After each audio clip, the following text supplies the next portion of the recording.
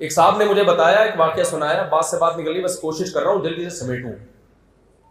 مجھے کہنے لگے مفتی صاحب آپ بڑی تعریفیں کرتے ہو، مسلم سوسائٹی میں ماں باپ کی بڑی عزت ہے، جتنی چرسی بھی ہوگا تو اپنے ابا کا تھوڑا سا خیال کرے گا، ابا کو بھی ایک پڑیا لا کے دے دے گا، کسی بھی طرح سے کرے خیال لیکن کرے گا خیال.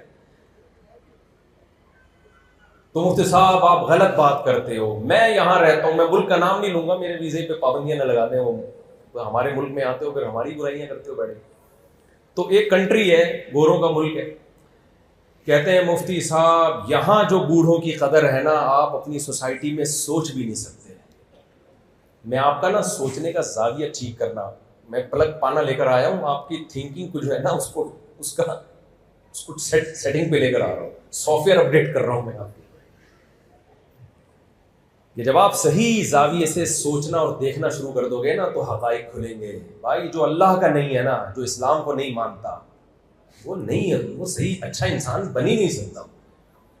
اچھے انسان میں صرف دو چار چیزیں تھوڑی ہیں، پوری زندگی ہے انسان کی. کھانا کیا ہے، پہننا کیا ہے، پہننا ہے بھی کہ نہیں ہے. گورے تو اب تک یہ فیصلہ نہیں کر سکے کہ پہننا بھی ہے کہ نہیں پہننا. وہ کہتے ہیں آپ کا پرسنل معاملہ ہے، آپ پہنے نہیں پہنے، جیسے تبھی کچھ پہن رہے ہوتے ہیں، کچھ بغیر پہنے گھوم رہے.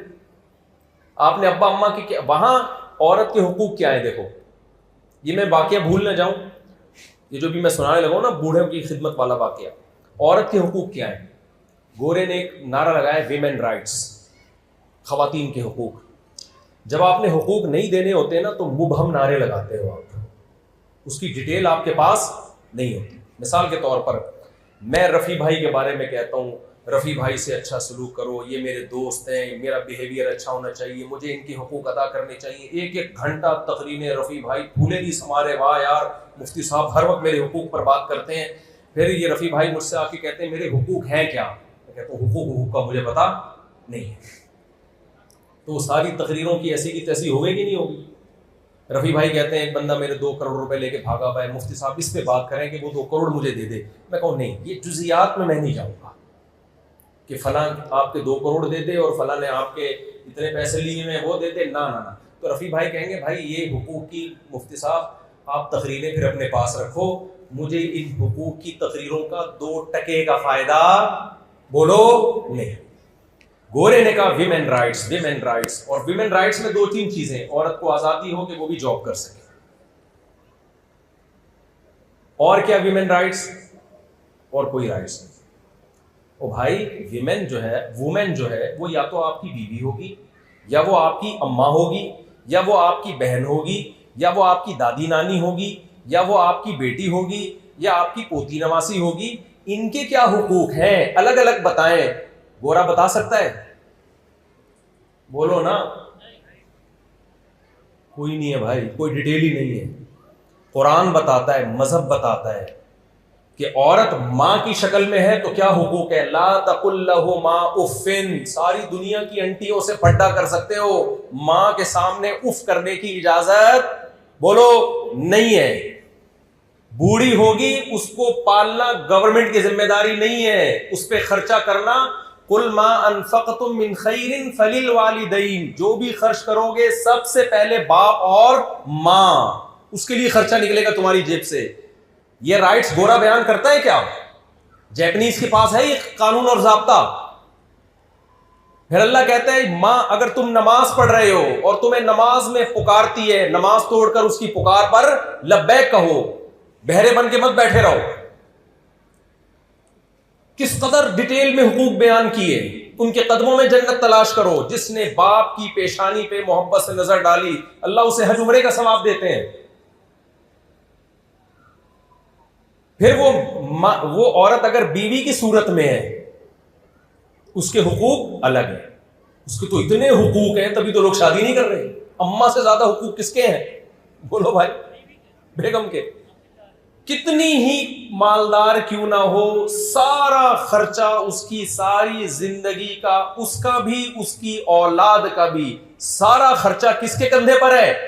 مرد کے کندھے پر. یہ وومن رائٹ گورا دے کے دکھا سکتا ہے کسی عورت کو؟ ہے بھائی؟ کوئی حقوق نہیں ملتے بھائی. آپ اپنی چائے اپنے خرچے پہ بناؤ. میاں کہتا ہے میں اپنی چائے اپنے خرچے پہ. ہمارے یہاں ہو سکتا ہے کہ بیگم تم اپنی چائے اپنے خرچے پہ؟ کبھی ایسا کہا؟ کوئی ایسا شیر نر ہو تو مجھے بتائے بھائی جس میں یہ ایسا. میں کہاں، میں تو مجھے تو 4 چائے پلانی پڑتی ہے. میرا تو اور ڈبل خرچہ ہے، 4 گنا زیادہ خرچہ ہے. کس قدر تانے انسان کو سننے کے ملتے ہیں. آپ کو انڈے لینے کے لیے بھیجا تھا، خالی ہاتھ آ گئے. گورے کی گرل فرینڈ اسے یہ تانا نہیں دے سکتی، اس کی بیوی بھی نہیں دے سکتی. گورے کی بیوی کہے گی نا کہ آپ کو میں نے بولا تھا 1 درجن انڈے لے کر آؤ. گورا کہے گا جاؤ اپنے پیسوں سے 2 درجن لے آ، مجھے کوئی اعتراض نہیں ہے. سمجھ رہے ہو؟ کوئی حقوق فزیکل ریلیشن ہے، ساتھ رہتے ہیں، لیونگ ریلیشن، فزیکل ریلیشن، اور تھوڑا بہت میرج کاغذ ماغذ میں، اس کے علاوہ کچھ بھی نہیں ہے. سمجھتے ہو کہ نہیں سمجھتے؟ بچوں کا خرچہ کس کے ذمے ہے؟ اس عورت کے بطن سے جو اولاد ہوگی، ڈیلیوری کا خرچہ تک، اس کے اولاد کا خرچہ کس کے کندھوں پر ہے؟ مرد کے کندھوں پر. یہ کس کو حقوق دیے جا رہے ہیں؟ بیوی کو. اس کو رہائش، جو اس کے اسٹینڈرڈ باپ کے گھر میں تھا اسی اسٹینڈرڈ کی رہائش پرووائڈ کرنا. عاشروہن بالمعروف، قرآن کی آیت کا یہی مطلب ہے. اسٹینڈرڈ وہی دینا ہے جو کہاں ہو، اس کے ماں باپ کے گھر میں تھا، جس کی ڈیٹیل فقہ کی کتابوں میں ہمیں ملتی ہے. بیٹی کی شکل میں ہے تو اس کے حقوق الگ. آج یہ لوگ اعتراض کرتے ہیں کہ اسلام نے بیٹی کو آدھی وراثت دی ہے، مرد بیٹے کو دگنی دی ہے. حالانکہ بیٹے پر خرچہ ذمہ داریاں اللہ نے 4 گنا ڈال دی ہیں، اور بیٹی پہ ذمہ داری 1 روپے کی بھی نہیں ڈالی. وہ آدھا بھی مل کے بچا رہتا ہے، اور اس کا ڈبل مل کے بھی اللہ خرچ کروا دیتے ہیں. اور یہ اعتراض وہ لوگ کرتے ہیں جو بیٹی کو آدھی بھی نہیں دیتے. ایک ہندو لڑکی کا فون آیا، اس نے کہا ہمارے ہندو لوگ جو اسلام پہ اعتراض کرتے ہیں، ان ہندوؤں کی بات سارے ہندو نہیں کرتے. اس نے مجھے خود بتایا، کہتے ہیں ہمارے ہاں مفتی صاحب یہ اعتراض کیا جاتا ہے کہ مسلمان بیٹیوں کو آدھی وراثت دیتے ہیں، بیٹے کو ڈبل دیتے ہیں. کہتی خدا کی قسم اعتراض کرنے والے ہمیں 1 روپیہ بھی نہیں دیتے. ہماری فیملیوں میں بیٹی کو 1 روپیہ بھی نہیں ملتا. نہ بہتوں کو تو بیٹوں کو بھی نہیں مل رہا ہوتا، کتوں کو جاری ہوتی ہے وراثت. تو میں آپ سے جلدی بات کو سمیٹ کے بس ختم کرنے کی کوشش کر رہا ہوں. اچھی باتیں ہیں نا، وہ صفائی ستھرائی، ڈسپلن، اس میں فالو کرو. مذہب جن چیزوں میں گائیڈ کرتا ہے میرے بھائی، وہ ان کے پاس نہیں ہے. میں لوگوں سے ایک بات کہتا ہوں، ان کے حکمران ہمیں مل جائیں اور مذہب ہمارا ہو، ہم ان سے اچھے بن جائیں گے. ہمارے والے ان کو دے دو تھوڑے دنوں کے لیے، اور مذہب نہ ہو ان کے پاس تو ہم سے بدتر بن جائے. پہلے میں کہتا تھا ادھار دے دو، پھر میں کہتا پکے لے دو. ادھار کی کیا بولتے ہیں؟ تو بعض ادھار ایسے ہوتے ہیں جو پکے دیے جاتے. تو ایک اس سوسائٹی کا باہر کا ہے اور ایک اندر کا ہے. جو ڈیپتھ میں جب آپ گہرائی میں جاؤ گے تو پتہ چلے گا بھائی اللہ اور رسول کو مانے بغیر انسان نہیں بن سکتا. تو میں وہ مثال دے رہا تھا کہ انہوں نے کہا آپ کے ہاں بوڑھوں کی کوئی قدر نہیں ہے. میں نے کہا کیسے؟ کہتے ہیں دیکھو میرے ابا بیمار تھے، وہ تھے، نام آئی ہے کینیڈا میں. کہتے ہیں دیکھو میرے ابا میں کینیڈا میں ہوتا ہوں، میرے ابا یہاں ہاسپٹل میں تھے، جنا میں یا کہیں سول ہاسپٹل میں، کوئی کیئر ویئر نہیں تھی. یہاں پاکستان میں بوڑھوں کی کوئی کیئر ویئر نہیں ہوتی، اتنے برے حالات تھے. میں نے ان کو خرچہ کر کے کینیڈا میں بلایا، آج یہاں VIP طریقے سے ان کا علاج ہو رہا ہے. اور یہاں کی نرسیں بوڑھوں کا اتنا خیال کرتی ہیں کہ مفتی صاحب بتا نہیں سکتا. اوہ ہٹو بچوں کے، یہاں ہے بوڑھوں کی کیئرنگ. نرس بوڑھوں کا کیا کرتی ہے؟ خیال. اور آپ کے سول اور جنا ہاسپٹل کی نرسیں دیکھو بوڑھوں کی کیسی ایسی کی تیسی کی.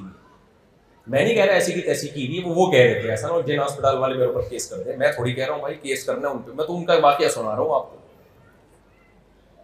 میں نے ان سے کہا ذرا تھوڑی دیر کے لیے کائنڈلی رک جائے. میں نے کہا مجھے ایک بات بتاؤ، آپ یہاں پیدا ہوئے ہو اس لیے آپ کو بوڑھے کی قدر ہے جو آپ کا باپ ہے. لاکھوں روپے خرچ کر کے اچھے سے اچھے علاج کے لیے کراچی سے فلائی کر کے کینیڈا لے کے جا رہے ہو کیونکہ آپ یہاں کی پیداوار ہو. آپ نے مذہب دیکھا ہے، آپ نے علماء سے، بزرگوں سے باپ کی خدمت کے فضائل سنے ہیں. آپ نے یہ سنا ہے کہ باپ کی رسپانسبلٹی کس کی ہے؟ اولاد کے ذمہ ہے.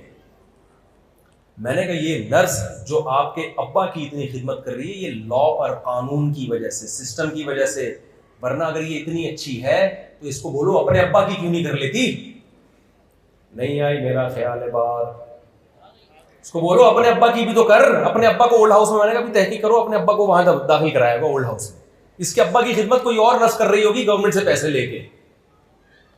بھائی یہ وہی خدمت ہے جو نرس ہماری, وہ جو ایئر ہوسٹس ہماری جہازوں میں خدمت کرتی ہے, اس کو تنخواہ ملتی ہے, اس کے ایٹیٹیوڈ سے متاثر ہونے کی ضرورت نہیں ہے. یہی جب بیوی بنے گی پھر اپنے میاں کی کر کے دکھائے ایسی خدمت.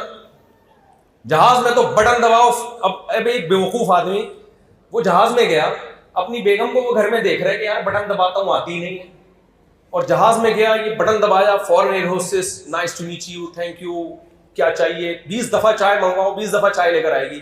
اب وہ احساس کمتری میں جا رہے ہیں. یار یہ ہونی چاہیے تھی بیوی. ایک میری ہے گھر میں جو رکھی ہوئی. ابے کمبخت تو اس کو بیوی بنا کے تو دے. اس کو یہاں تنخواہ مل رہی ہے, وہ تیری جو گھر میں بیوی ہے نا وہ اس سے 1000 گنا اچھی ہے. میں ایئر ہوسٹس کی برائی نہیں کر رہا, میں کمپیئر کر رہا ہوں کہ اس کے اس اخلاق کو آپ بیوی سے کمپیئر نہیں کر سکتے.